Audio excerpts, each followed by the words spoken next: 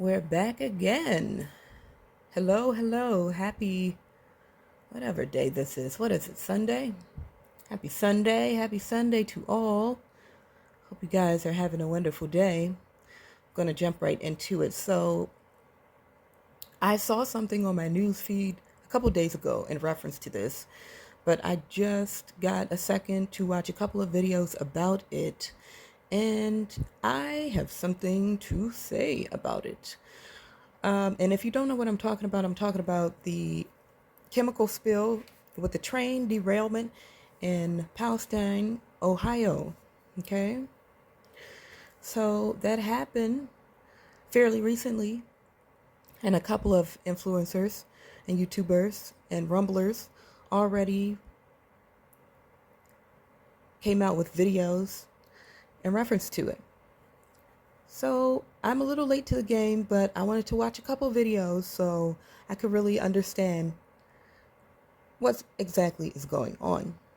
So there's two videos that I want you guys to watch because they're people that I follow, not only on YouTube, because I usually watch YouTube and I usually put like influencers and just people who are putting out videos and they're basically the news because you can't trust mainstream anymore, really. My opinion. So they're my news and I watch them and they bring up a lot of things and good points and good topics that are coming up day to day. So this whole thing came about, and there are two people that I follow, and I'm going to post their link in the description because there's those links are going to be from Rumble. As I say, usually I'm on YouTube and I'm posting links from there, but I thought I'd switch it up today and just give you some links from Rumble, give Rumble some love. So the first person who I have for you would be Dan Bongino, and he put out a video about what's going on in Ohio. So Dan Bongino is the first one, and then the second one would be JP. Love JP. He's so funny. But I watched both of their videos about the same topic, and very, very illuminating, very, very, very interesting, very heartbreaking, very involved. So please, please, please take some time out of your busy day to watch their videos. You will not, what's the word? You won't be disappointed. Yeah, that's what I'm trying to say. But anyway, I just wanted to, excuse me, just get into a little something because they went over a lot of points. I'm not going to give too much away because I don't want to spoil the videos for you, but they basically had a lot to say, and both videos were very different. But some things were overlapping with what they were noticing about the whole situation that's going on in Ohio. So if you're not aware by now, I know a lot of you are, there was a chemical spill in Ohio, trains derailed, a huge mess. Apparently, the I think it's the governor or the head honcho of Ohio. I'm sorry, y'all, my words, as always, as you know. But he asked President Biden for assistance to send, FEMA out there, help take care of everything. President Biden did not send anybody. And this is a huge chemical spill. This is a huge disaster. There's like a mushroom situation looking like an atomic bomb was dropped over there or something. And that happened. And I believe it still looks like that. There's still some things going on. There's pollution because apparently they decided that the best course of action would be to take care of the issue of the chemical spill by burning it. And now you got stuff going on in the atmosphere. That's why I said, it looks like a mushroom bomb situation is going on over there. And they told everybody to evacuate. And Dan, he has a lot of good points in his videos. So watch it. Watch it. It is so good. I was just, every time he said he had a point and then he showed a clip, and then I'm like, yes, yes, that's, I want to say some things, not about everything, because again, I don't want to spoil it for you, but he brought up a really good thing about, excuse me, really good points about the environment. That's number one. How is this affecting the environment? Because it's a chemical spill. It's affecting the environment. They're burning it. It's going off into the atmosphere. It's running off into the water supply. People had to evacuate. As I said, they're leaving their homes. Apparently, they said it was safe. Not too long later, they just decided, oh, it's fine now. Everybody come on back. People are coming back to their homes. JP has something else to say about this. Like, they're going back. Animals are dying left and right. Fish are dying. And they're saying, oh, but come back. Everything's fine. Something's fishy. Something's wrong. Something's not right. So that's for one. And a second thing, but going off the same topic, is why are they not concerned? Like Dan said, they're crickets. Crickets. You don't hear anything. The media's not going over this. The media's like, everything's fine. Everything's fine. Everything's all right. Just go back home. Smile and wave, boys. Everything's fine. But apparently, this is a major disaster. This is really bad. And everybody's in the media's acting like everything's fine, which is gaslighting the public. People have taken pictures. There are videos on TikTok and on YouTube showing just how bad the damage is. It's not enough that a train derailed. That would be one thing you would see in the news and be like, oh my God, look what happened. A train derailed, chemicals spilled, and they're burning the chemicals off. Do you want to know what the chemical is that spilled? It's called vinyl chloride. And I looked into this because, I'm very curious. I'm always looking into things like what's going on, what's the deeper reasons behind this or that. And not only on social media, but go offline and read up on things like vinyl chloride. I'm looking at the health effects from a government website, okay? Summary of exposure and health effects. I'm not going to read all of these, but I'm going to list the information for the links. So you can go and look it up yourself. I'm not lying. Okay? This information is there for the public to access. Take some time out of your busy day and look into this stuff. It's crazy. Okay, I'm just going over briefly summary of exposure. Vinyl chloride. A summary in acute exposure. Deaths, okay? Deaths are most often due to CNS. Not exactly sure what that means, but I'll look into it and post it if I can find information on that. And respiratory depression. The primary toxic hazard is exposure to vinyl chloride monomer VCM gas rather than to polyvinyl chloride PVC products gas.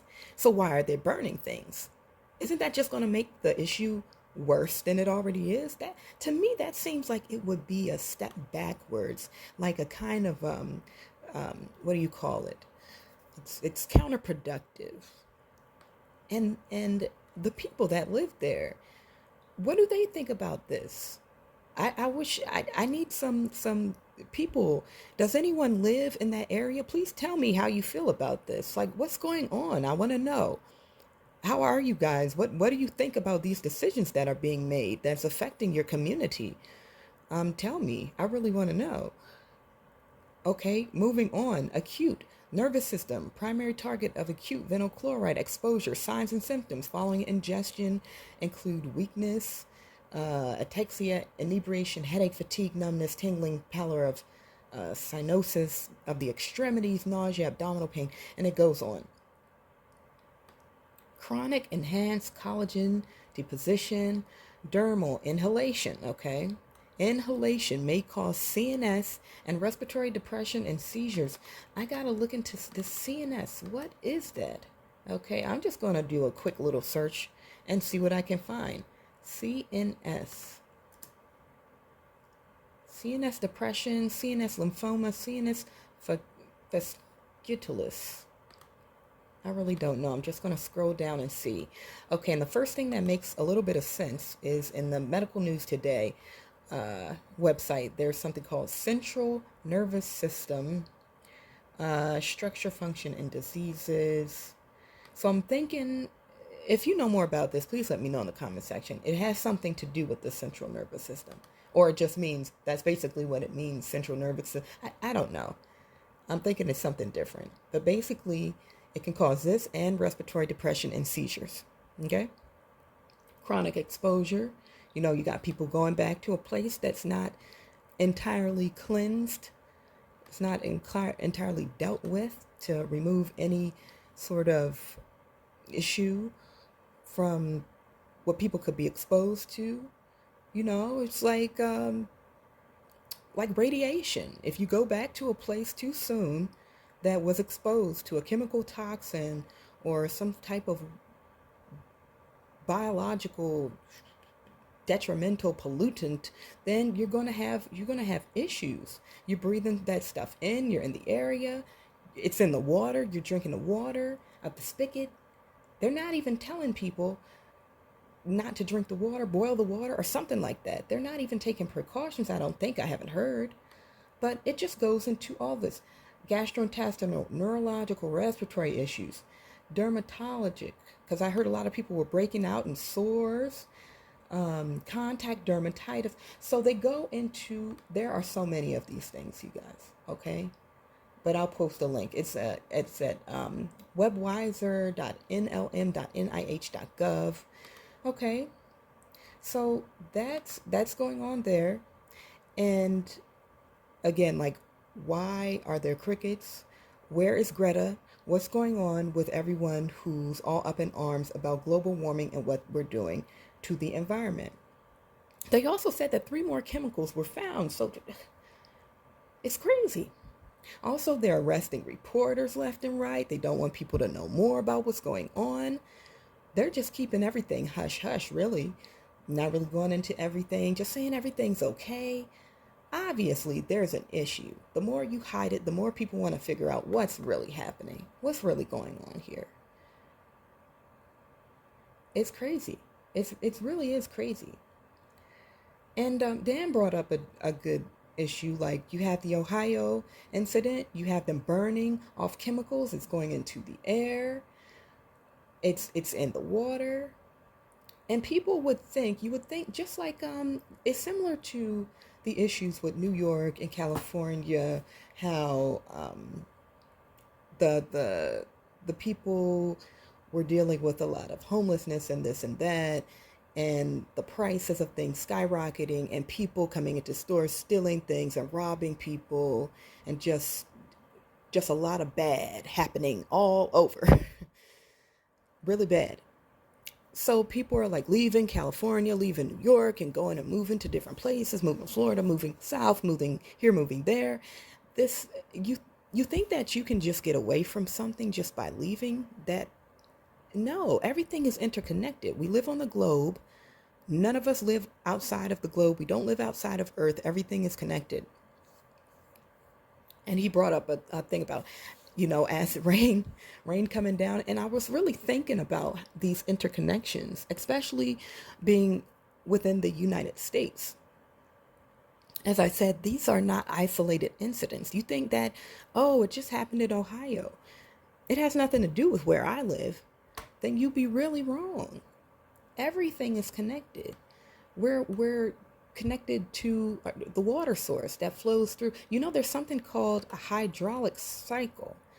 It just describes how the water is exchanged, cycled through Earth's lands, ocean, atmosphere. I'm just reading from the website right now, but it's basically that's how it is. That the water you're drinking it traveled across through the earth. It came all around the world to come to you finally. A lot of it comes through and gets cleaned through, like Amazon rainforest. It goes through there and it comes up, and it what do you call it? It just goes throughout the world in this system, where it goes through like precipitation, then it evaporates, it freezes in certain areas, it melts, it goes back into, it just goes through this cycle, this never-ending cycle. Excuse me. It goes through this never-ending cycle, and people don't connect the dots. You don't want to just think about this as an isolated incident, because we are all interconnected. Their water supply is our water supply. It's your water supply. Their air is our air. We're all breathing the same air, and soon that air is going to be spreading out. It's not limited to just in Ohio, Palestine, Ohio. Their water source, we have a public water source in this country. And I'm just reading from this sources of water. Approximately 87% of the U.S. population relies on a public water source, and the remainder rely on water from domestic wells. So our water source is interconnected with all the states in the United States. And this isn't good. If you think of it from that point of view, that water and that air is going to be pushed around, and we're going to be drinking vinyl chloride and breathing in vinyl chloride. Soon enough, it's all going to be pushed around. It's not good, guys. It's really, really not good. You know, it's really bad. We've got this whole situation happening, and even JP went into like this whole thing where, put on your tin hats and think about things, like hypothetically, if somebody wanted to do these types of things, then what would they do to make things worse? Because if you want to make it better, you just send FEMA in and clean up everything.